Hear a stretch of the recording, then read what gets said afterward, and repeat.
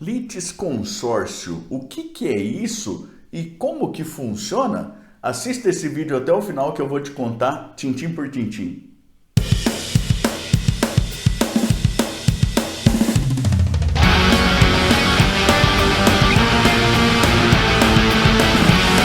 Eu sou o professor Thiago Caversan e compartilho semanalmente, aqui mesmo no canal, vídeos relacionados à teoria e à prática do direito, como o vídeo de hoje em que eu trato de litisconsórcio, e isso já a partir de vários anos de experiência como advogado e também como professor universitário. Se você gosta desse tipo de conteúdo, inscreva-se aqui embaixo, também clique no sininho, até para ficar sempre a par das novidades que a gente traz para cá. Hoje eu quero conversar com você a respeito de litisconsórcio, que é um fenômeno processual que é regulado lá pelos artigos 113 a 118 do Código de Processo Civil, lá na parte do Código de Processo Civil em que ele trata dos sujeitos do processo, tá certo? O Código de Processo Civil, aliás, trata de litisconsórcio exatamente antes de começar a tratar das espécies de intervenção de terceiros, tá bom? Matéria que é objeto aí para outros papos, né? A gente tem lá assistência, denunciação da lide, chamamento ao processo, incidente de desconsideração da personalidade jurídica, amicus curiae. Isso são espécies de intervenção de terceiro, a gente vai conversar sobre isso aí em outros diversos vídeos.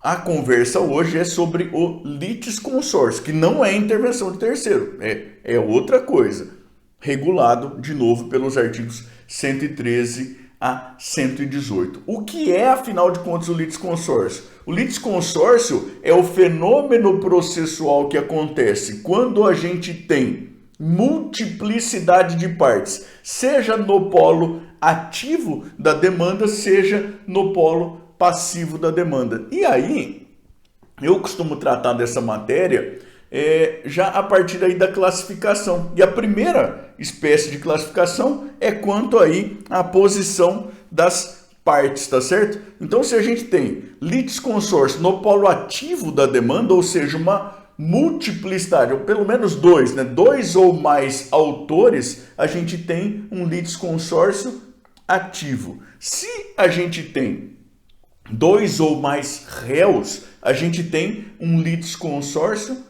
passivo. Se a gente tem ao mesmo tempo dois ou mais autores e também dois ou mais réus, a gente tem o chamado litisconsórcio misto. Então, litisconsórcio ativo, dois ou mais autores. Litisconsórcio passivo, dois ou mais réus. Litisconsórcio misto, dois ou mais autores e também dois ou mais réus, tá certo?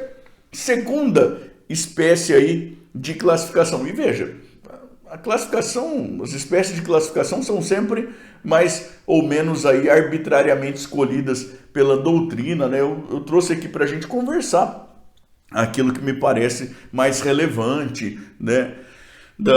Na perspectiva prática da aplicação do litisconsórcio, tá certo? Segunda espécie de classificação, quanto ao momento de formação. A gente tem o litisconsórcio que é inicial, ou seja, no começo da demanda, a gente tem ela já em litisconsórcio e a gente tem também o litisconsórcio incidental ou ulterior, que é aquele que ocorre posteriormente por qualquer motivo. Imagine você, por exemplo, que a gente tem uma ação de um autor em face de um réu e que esse autor, por exemplo, faleça. E aí a gente tenha habilitação de sucessores e que os herdeiros sejam os sucessores dele. Lá, 3, 4 herdeiros. A gente tem uma formação de um litisconsórcio ulterior. A gente também vai ter litisconsórcio ulterior quando a gente vai ter determinação de citação por parte do juiz de pessoas que ele considere que sejam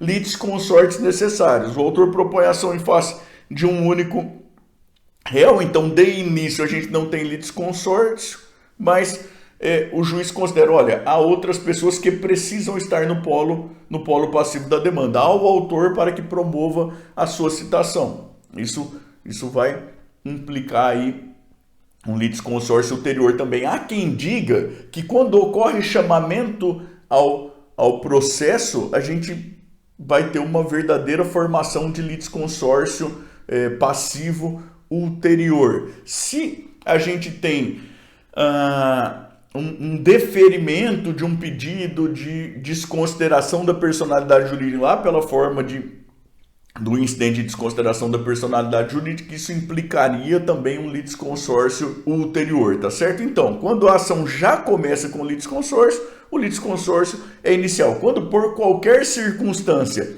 essa multiplicidade de partes ela se verifica posteriormente durante o trâmite da demanda, esse litisconsórcio é considerado incidental ou ulterior, tá certo?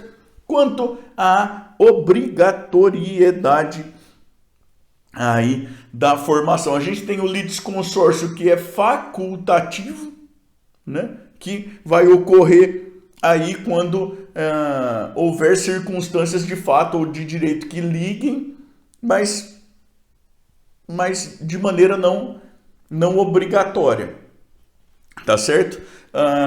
Imagine você, por exemplo, que duas pessoas sejam atropeladas.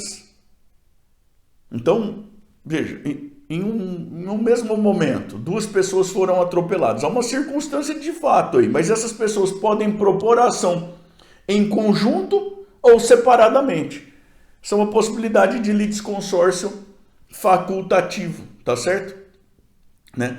Imagine que haja um pico de energia. A tecnologia foi melhorando muito, né? Hoje isso não é uma coisa lá tão comum assim. Quando eu era criança, isso às vezes acontecia, mas imagine lá um pico de energia por uma instabilidade na rede qualquer, uma daquelas quadras com enormes prédios e tudo mais, centenas de apartamentos e tudo mais, você tem eletrodoméstico queimando, a dar com pau aí, as pessoas podem propor a ação em conjunto ou podem propor a ação isoladamente. Esse é um litisconsórcio facultativo, tá certo?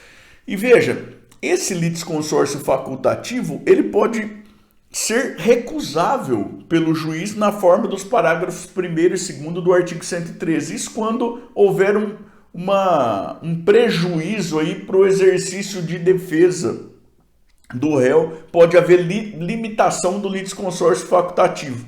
Então, e o réu pode comparecer num primeiro momento exclusivamente para argumentar isso. Olha, com esse número de litisconsórcios que estão no polo ativo da demanda, é impossível que eu consiga exercer bem aí a minha ampla defesa e tudo mais. Então, imagine algo que já foi um tanto quanto comum também. Você pegue lá usuários de uma determinada operadora de telefonia. E aí esses usuários vão dizer que há descontos irregulares, há débitos irregulares de seus créditos ou em suas contas e tudo mais. E você tem alguém captando lá cliente pelo Instagram, esse tipo de coisa. E aí coloca lá centenas de pessoas no polo ativo da demanda. E aí vem a parte ré e fala, olha, isso num único processo a gente não tem condição nem de controlar quem é direito de maneira ampla, tranquila, quem é titular mesmo de linha, quem não e tudo mais. Dificulta a própria atuação do Poder Judiciário e aí diz o código que pode haver uma limitação do número de litisconsórcios. O juiz determinando a limitação do número de litisconsórcios, né, ele vai dizer lá, por exemplo, olha, até 10. E aí então você vai ter um loteamento dessa primeira ação, ela vai ser desmembrada em várias ações. Isso vai ser objeto das anotações lá no cartório distribuidor e tudo mais. Hoje que o processo é eletrônico, isso acontece de maneira um tanto quanto mais tranquila. Eu vou te falar que assisti isso acontecer algumas vezes quando o processo era físico e era uma confusão danada, você nem imagina. Veja lá depois os parágrafos 1º e 2º do artigo 113, tá certo? Agora, além do litisconsórcio facultativo, a gente tem o litisconsórcio necessário. E aqui a gente está tratando da obrigatoriedade de formação. Então, nós tratamos de litisconsórcio quanto às as partes, quanto à posição das partes, ativo, passivo ou misto, quanto ao momento de formação, inicial ou incidental ou ulterior, quanto à obrigatoriedade de formação, facultativo ou necessário. O litisconsórcio necessário é regulado lá pelo artigo 114 e vai dizer, olha, o litisconsórcio é necessário por imposição legal ou então pela própria natureza da relação jurídica. Veja, nas ações de usucapião, a lei determina citação dos proprietários de áreas confinantes, de áreas confrontantes. E aí, então, a gente tem um litisconsórcio que é necessário por imposição legal. Se você tem um pedido de divórcio consensual, por exemplo, você tem um litisconsórcio que decorre da própria natureza da relação. Só é consensual se ambas as partes pleiteiam aí esse divórcio. Se só uma das partes vai ao Poder Judiciário para pleitear o divórcio, não pode ser divórcio consensual. Veja, para que seja consensual, tem um litisconsórcio ativo inicial necessário. Tá certo?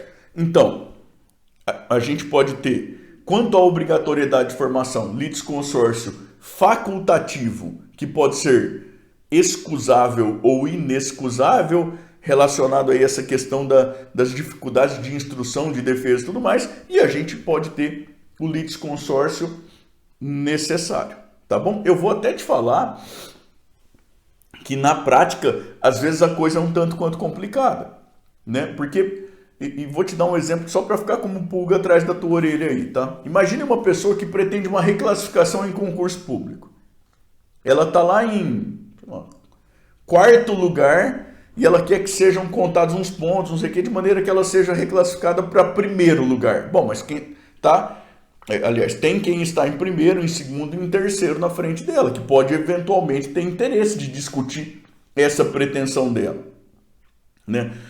Esse litisconsórcio em relação ao órgão público desse concurso, com essas pessoas que estão na frente, é um litisconsórcio necessário ou não?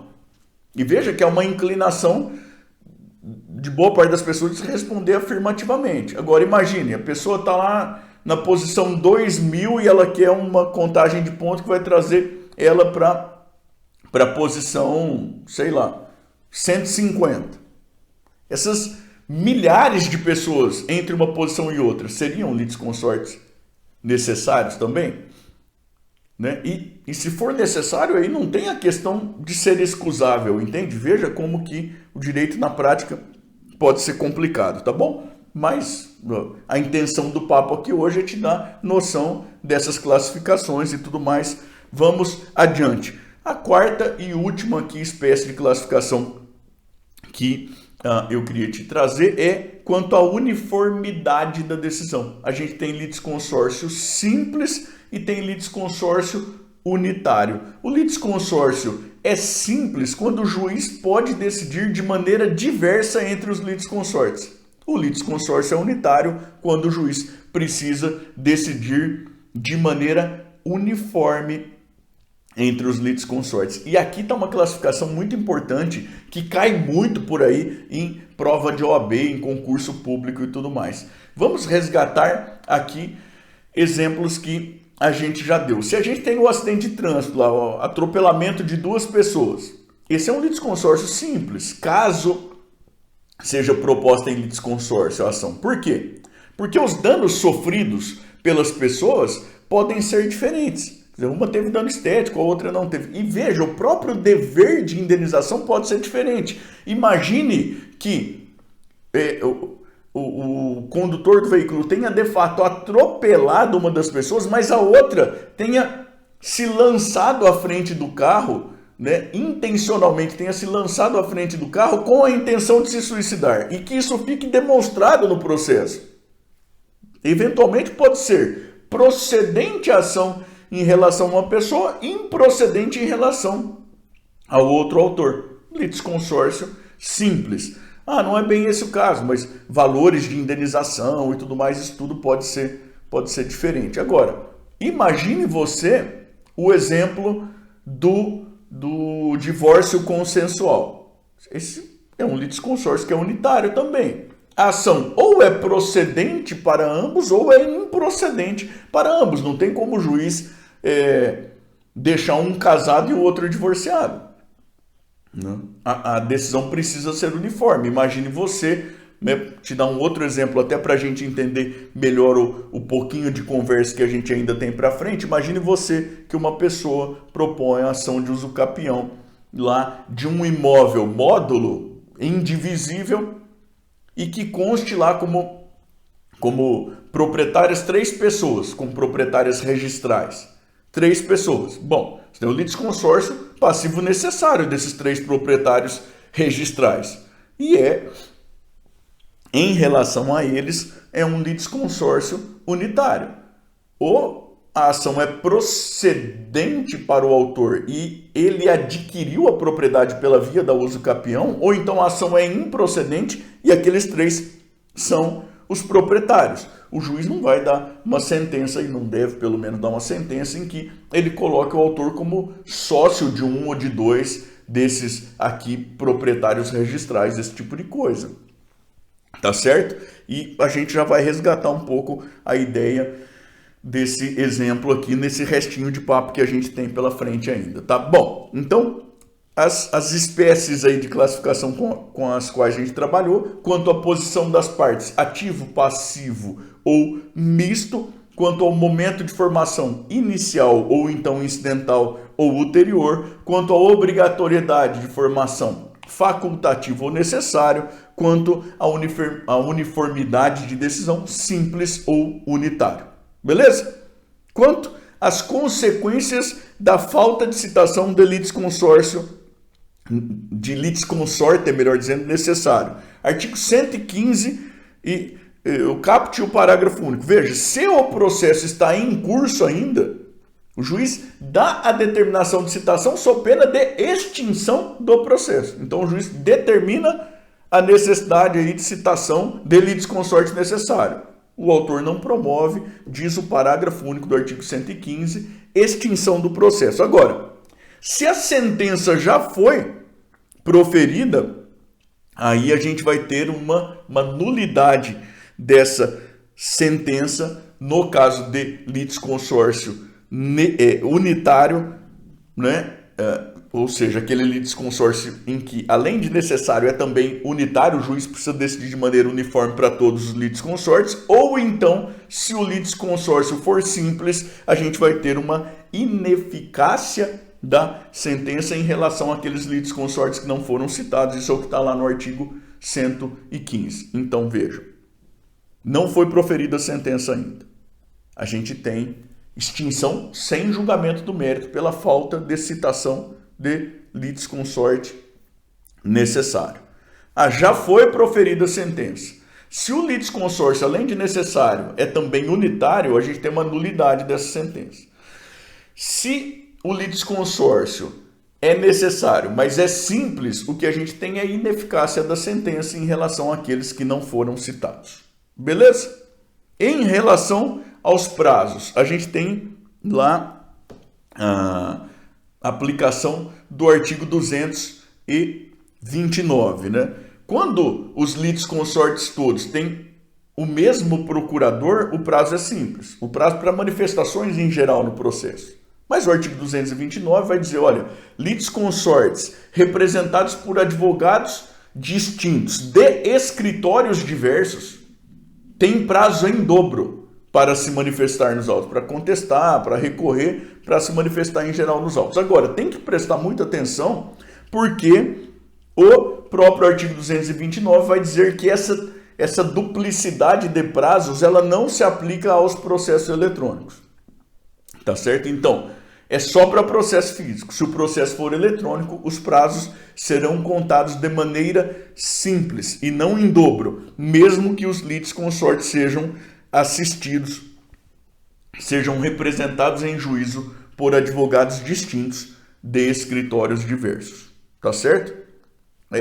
Eu vou até te contar aqui que em sala de aula eu faço um bullyingzinho assim, né, que é para falar que o artigo 229, ele fala lá, olha, o litisconsorte, ele vai ter prazo em dobro, e aí em seguida ele fala só que não, né? Porque o que a gente tem hoje são processos nascendo eletrônicos, né? Eu complemento lá o bullying falando que processo físico é meio igual ao santista, né?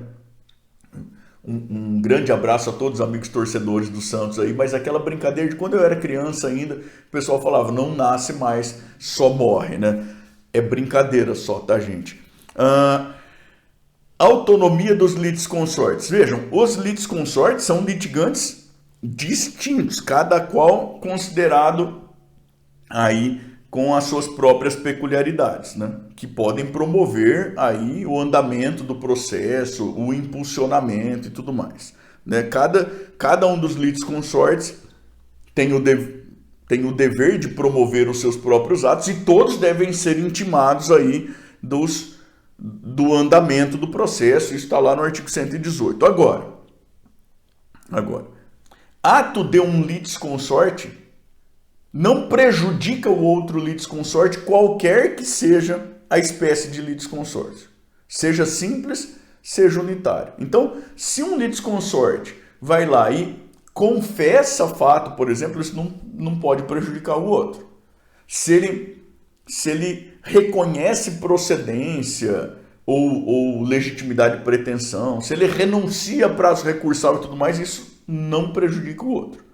No litisconsórcio unitário, ato benéfico de um litisconsorte beneficia possivelmente o outro litisconsorte simplesmente pelo fato de que o juiz precisa decidir de maneira uniforme para todos os litisconsortes. Imagine lá a uso capião, você tem os 3 proprietários registrais, sai a sentença de procedência da ação de uso capião. 2 dos réus deixam transcorrer o prazo sem interposição de recurso, um só interpõe apelação. Caso essa apelação seja provida, o resultado dela beneficiará também os outros 2 pelo simples fato de que o litisconsórcio é unitário. Então, veja, em nenhuma espécie de litisconsórcio, ato prejudicial de um litisconsorte prejudica outro litisconsorte.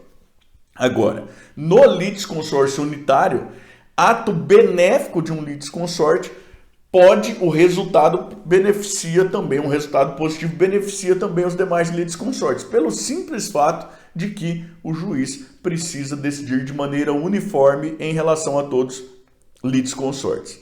Tá certo? Agora, e no litisconsórcio simples, professor? E no litisconsórcio simples? Em regra, o ato benéfico também não aproveita daí. Então, o ato prejudicial não prejudica, ato benéfico também não beneficia. Isso pelo simples fato de que o juiz pode decidir de maneira diversa. Agora, tem aqui 2 exceções.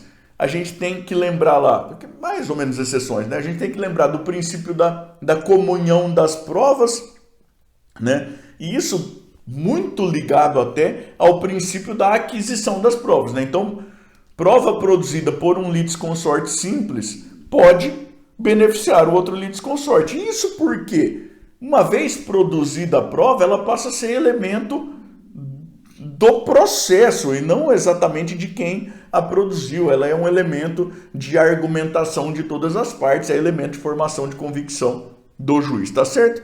E a gente também tem aí a possibilidade de aproveitamento de atos recursais por conta aí daquele efeito ampliativo aí dos recursos, e até relacionado ao efeito devolutivo, ou seja, questões de ordem pública poderão ser objeto de deliberação em recurso e tudo mais, e isso pode inclusive vir a beneficiar eventualmente aí um litisconsorte mesmo no litisconsórcio simples, tá certo? Eu espero que você tenha gostado do vídeo em que a gente trata sobre essa temática aqui tão interessante do litisconsórcio, tá certo? Queria te convidar a contar para mim nos comentários aqui embaixo de onde é que você me assiste e o que é que você faz se você é estudante de direito, se você é advogado, se você é parte em processo, se você é só curioso. Se você ficou com alguma dúvida, manda para mim aqui nos comentários embaixo também, que na medida do possível eu vou procurar interagir com todo mundo que conversar comigo aí, tá bom? Eu também queria te convidar a continuar navegando aqui pelo canal, especialmente a partir deste vídeo aqui em que eu falo sobre a finalidade do direito. E também queria te convidar de novo, te pedir na verdade, para se inscrever no canal, para clicar no sininho, para dar o seu joinha, porque isso é muito, muito importante para que a gente continue trazendo esse material para cá. Tá bom? Muito obrigado, até mais. Tchau, tchau.